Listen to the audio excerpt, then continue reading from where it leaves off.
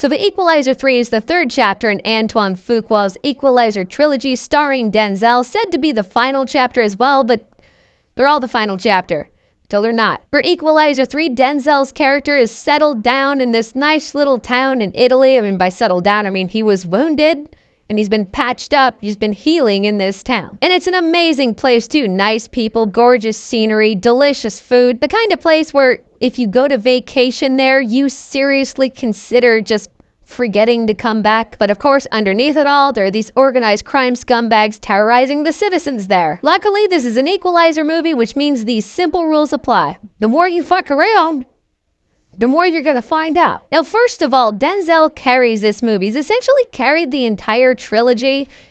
The man is a consummate professional. I can't say anything new that hasn't already been said about Denzel over the decades. You show me a Denzel role in which he just phones it in, I will show you a movie you apparently slept through. Complete and total goat, and he carries this film as well. He's intense, he's deliberate. You know what I love about his character in these movies is he all but begs the baddies to just not fuck around. Let's not find out today.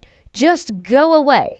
Please. You really feel it in Equalizer 3. You really feel like he wants to enjoy the retirement that he's just fallen into. You feel that sense of community, and in a way, in Equalizer 3 you've never seen before, you feel that his character has found some sort of joy, happiness, and even peace. Now, I will say this movie's more of a slow burn than I thought it was going to be, maybe more of a slow burn than some people want it to be. It starts out with an action sequence that holds you over and appreciative on that, because it is a nice, satisfying, bloody one. But after that, it takes about an hour to really get things going. In the meantime, you're hanging out with Denzel in this town as he's getting to know the people. You see the organized crime scumbag element start to rear its ugly head. They start to cause problems. There's definitely a trajectory into conflict that is coming, but for that first hour, it really is seeing Denzel get attached to the townspeople. Funny enough, I can't remember any of the characters' names, but you kind of don't have to in order to feel the sense of community. I'm like, hey, you got the doctor guy, the cop guy, the nice lady at the cafe. That might be a me thing. I'm shit with names anyway. Suppose the point is, it is impressive that you don't need to know their names in order to feel the sense of community. To feel the need for this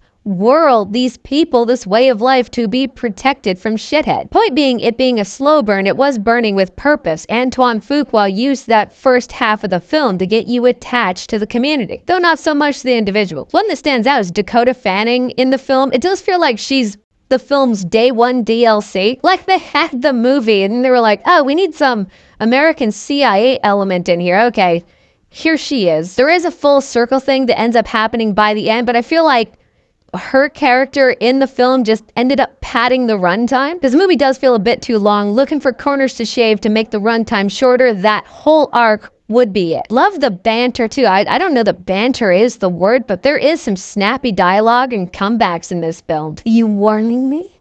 I'm preparing. Do you ever have a heated discussion, debate, argument, otherwise a verbal altercation? Then when you're driving home and it's long over, you think of what you should have said and you're like, wish I'd said that. He never has that problem. He says the optimum thing to say in the moment. It's a superpower. That is every bit as entertaining to watch as the action is. And I will say the big baddie, because a lot of the guys you're dealing with are the street level shitheads, but the big baddie, the guy in charge of it all, I felt he came into the scene far too late in the film. I mean, largely throughout the film, when you've been dealing with these street level villains who have been terrorizing this community and you've been dealing with them as the villains of the film, to bring in the guy behind it all just for the last act felt wasteful. But in the end, I enjoyed myself. Equalizer 3 isn't John Wick. It's easy to compare Equalizer to John Wick.